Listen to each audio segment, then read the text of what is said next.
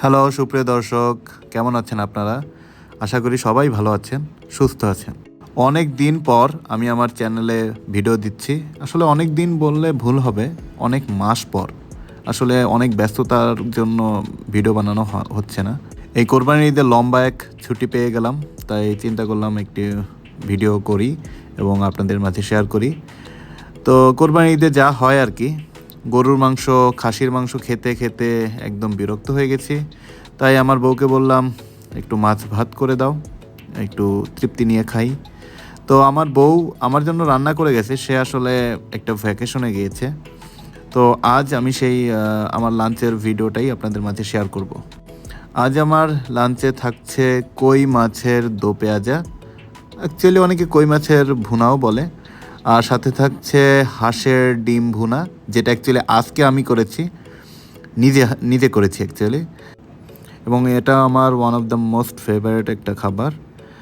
আর কই মাছের আসলে মানে কি বলবো, কই মাছ ভুনা আমার এত পছন্দ, এত পছন্দের একটি খাবার, এবং আমি মনে করি সেটা অনেকেরই পছন্দ এবং দুর্দান্ত হয়েছে। আজকের এই কই মাছ ভুনার জন্য আমি আমার ওয়াইফকে 10-এ 100 দিতে রাজি। আর রয়েছে কাচকি মাছের তরকারি। তো ডিমটা আলহামদুলিল্লাহ অনেক ভালো হয়েছে, দুর্দান্ত একটি হাঁসের ডিমের ভুনা খেলাম। আর নিজের প্রশংসা নিজেই করছি।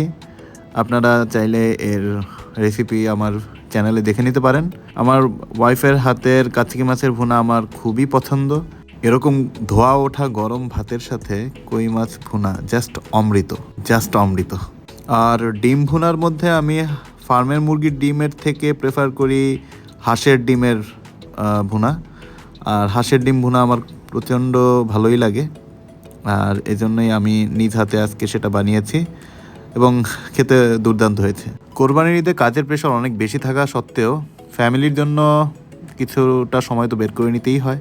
তো সেদিন সন্ধ্যায় আমি আর আমার ওয়াইফ মিলে তাণ্ডব ছবি দেখতে গিয়েছিলাম, যেটা ওই দিনই রিলিজ হয়েছিল।